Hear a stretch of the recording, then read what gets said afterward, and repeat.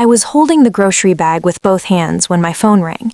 I almost didn't answer it. I was standing in the parking lot of a gas station just outside Spokane, trying not to drop a carton of eggs, when my doctor's voice came through the speaker, tight, clinical, careful. He said the word malignant like it was something breakable, like if he whispered it softly enough, it wouldn't ruin me. I remember the eggs slipping from my hand. They didn't shatter. I did. I stood there, staring at the gravel like it could explain how I was 31 and had stage 4 lymphoma. I remember the cold of the pavement, the way the wind blew through my jacket like I wasn't even there. My name is Claire Madison. I was a yoga instructor. I used to believe in energy, breath, balance. That all fell apart in one sentence. I didn't cry until I got home. I sat on the floor with my coat still on and called my brother Levi. He picked up on the third ring. I told him everything between gasps. The scan, the biopsy, the stage, the treatment. There was this pause I didn't understand at first. Then he said, "Claire, this is a lot right now. We've got so much going on with the twins' school and Kara just lost her job. Maybe call Mom and Dad?" I didn't know it yet, but that would be the theme of the next 6 months. Maybe call someone else. So I did. I called my parents. My mom picked up. I got as far as, "I have cancer," and her first words were, "Oh, honey, are you sure?" Like I had somehow misunderstood it, like maybe I'd gotten confused between a stomach bug and a terminal illness. When I explained it again, slower this time, she sighed and asked, "Is it something you need surgery for, or like chemo?"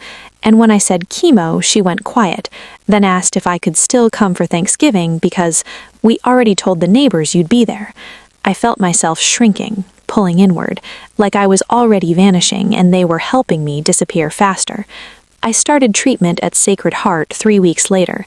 I had a friend from the yoga studio who offered to drive me to my first appointment. Her name was May. She wasn't family, she wasn't blood, but she brought me lemon drops and wrapped me in a blanket she knitted herself. She held my hand when the nurse couldn't find a vein. And after that, I didn't hear from her again. Not out of malice, just life. People have lives. You become background noise when your body becomes a battleground. No one wants to stay long in a war zone unless they're getting paid for it. I stopped reaching out to people after that. My texts got shorter. My voicemails went unreturned. I told myself they were busy. I told myself it wasn't personal. But when Christmas came and I spent it alone, eating crackers in bed because everything else made me nauseous, I realized something no one wants to admit. Sometimes people just leave. Not dramatically, not with a slam of the door. They just stop coming. They fade out, and you sit there wondering if maybe you were too much, too sick, too bald, too inconvenient to love. By the 5th round of chemo, I was a ghost in my own life. My reflection didn't look like me. My arms were covered in bruises. My mouth was full of sores. But the silence, that was the loudest part. No cards, no calls. My family sent group messages about Levi's new job, Kara's pregnancy, Dad's latest fishing trip. I would reply with an update about my white blood cell count, and no one responded. I stopped updating. I could have died, and they wouldn't have known until my landlord found me. I once told my mom I was scared I wouldn't wake up, that some night my heart would just stop from the strain of the drugs.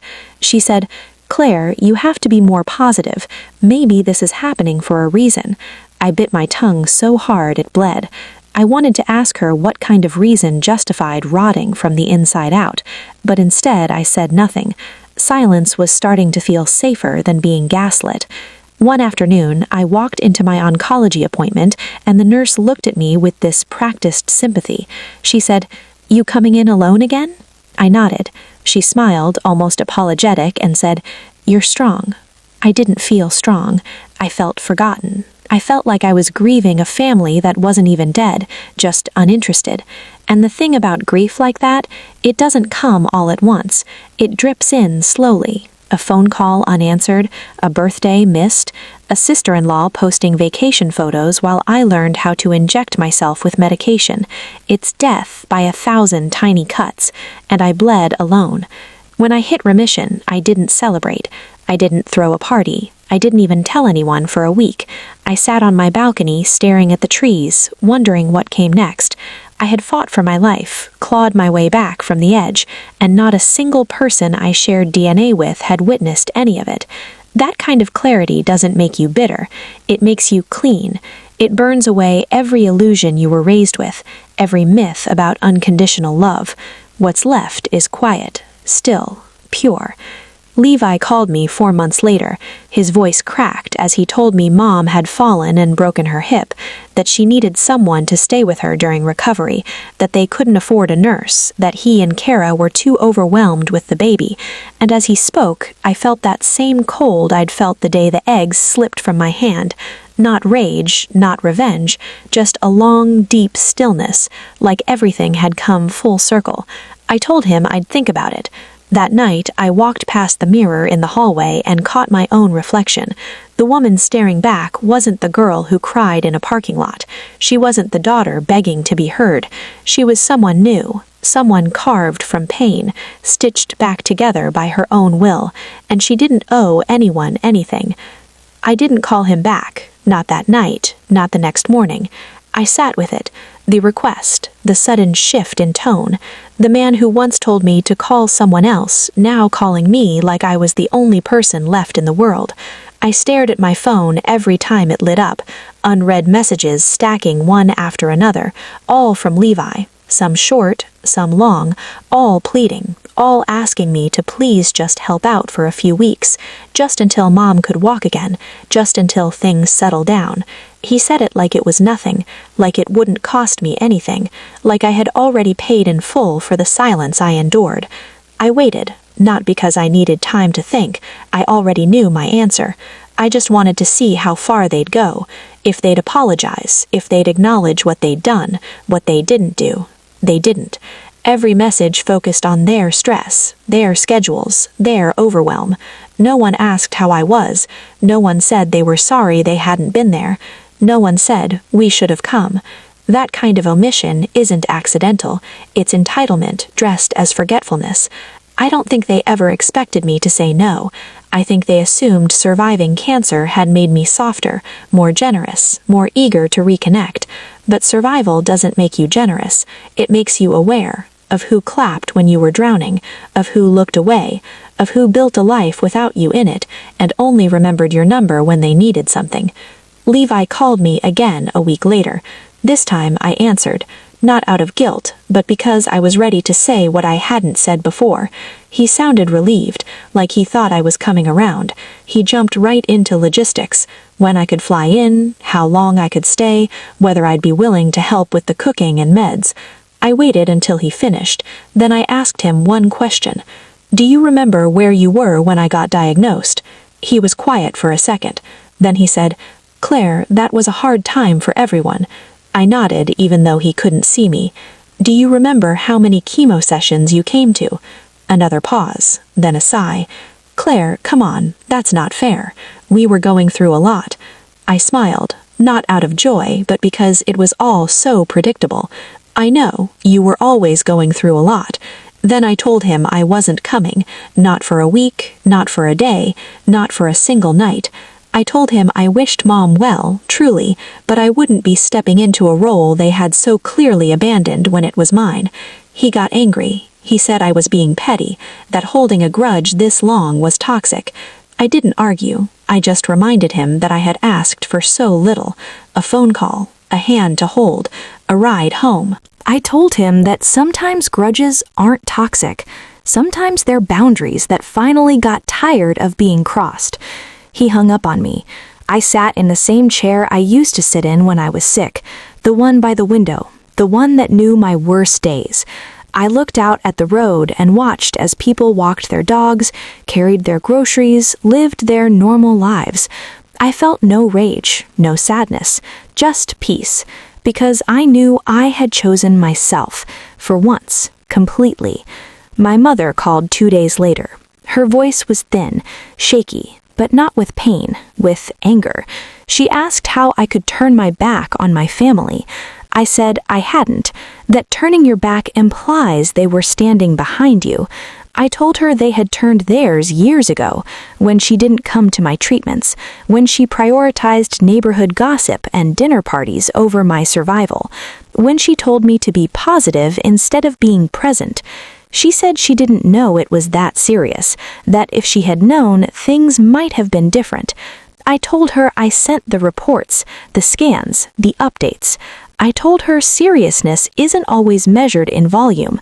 Sometimes it's just in silence, the kind that lasts months, years.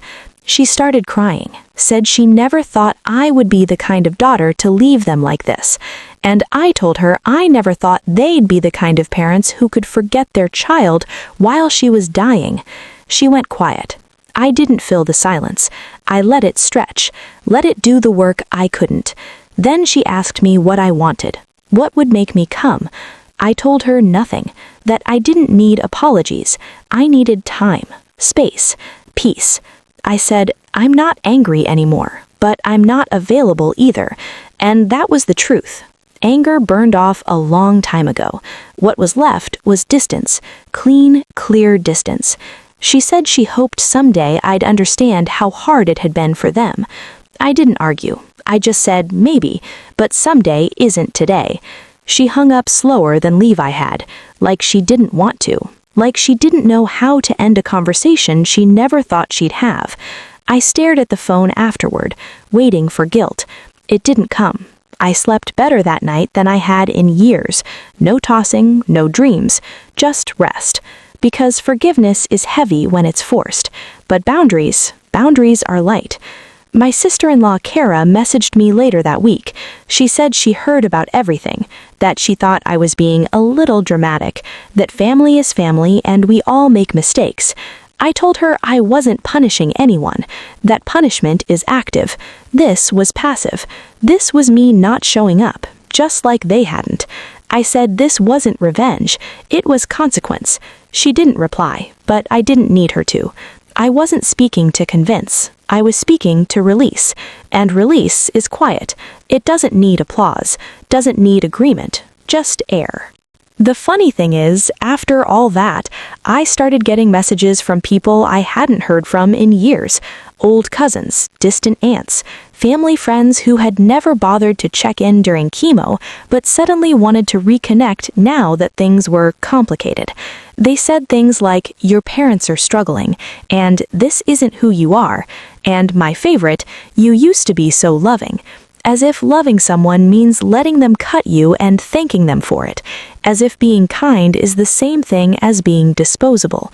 I didn't respond to most of them. I didn't feel the need to defend myself to people who had watched from the sidelines when I was falling apart. You learn to spot the ones who only show up for funerals. The ones who love the idea of being supportive but can't stomach the work. I had no use for them now, not after I rebuilt myself from the ground up, not after I learned to sleep alone, eat alone, recover alone. There's a strength in solitude you can't fake. It doesn't come from books or therapy or inspirational quotes. It comes from sitting in your darkest hour and realizing no one is coming, and then standing up anyway. That's what I did. Over and over, not because I wanted to, but because there was no other choice. And now, years later, they expect access to a healed version of me they didn't help create. They want the comfort of my presence without the accountability of their absence. That's not how it works. That's not how healing works. You don't get to skip the fire and still call yourself family. I still think about the version of me that used to beg for their attention. The girl who sent updates, made calls, posted pictures hoping someone would remember. Someone they'd remember I existed. That girl is gone now. She died sometime between round 6 and 7 of chemo, in the middle of a night so painful I thought I might never see morning. And in her place, I built something stronger, quieter, wiser. I don't chase anymore. I don't explain. I don't audition for love I've already earned. A few weeks ago, my dad called again. His voice was softer this time. He asked how I was. He said he missed me. Said he thought about me a lot. I listened. I didn't interrupt. I didn't remind him of all the times I needed him and he wasn't there. I didn't say anything, not out of forgiveness, out of understanding. I understand now that some people aren't equipped to love you the way you need to be loved. That doesn't make them evil, it just makes them incompatible. And I've stopped trying to retrofit myself into relationships that don't have room for the whole of me. I wished him well, I meant it, but I didn't invite him back into my life. Some doors stay closed, not out of hate, but out of healing. People always ask me if I regret it, the space, the silence, the boundaries. And the truth is, no, I don't. I regret begging. I regret shrinking. I regret every time I told myself their behavior was normal. But walking away, that saved me. That reminded me I was worth showing up for. And if no one else would, then I would. That's the promise I made under the fluorescent lights of that hospital room, that I would never again beg to be seen, that I would never again ask for scraps and call it love, that I'd learn the difference between forgiveness and access. You can forgive someone and still never let them back in. You can love someone and still choose not to pick up the phone. That's not cruelty, that's clarity. I used to think survival meant beating cancer. Now I know better. Survival is choosing peace even when guilt knocks on your door pretending to be family. Survival is walking away from the people who watched you drown and only remembered you when they needed a lifeboat. Survival is saying 4 small words and not flinching when the silence follows. I can't deal now. Not because I'm better, but because I'm busy living the life they didn't care to be part of. And I won't apologize for it. Not anymore.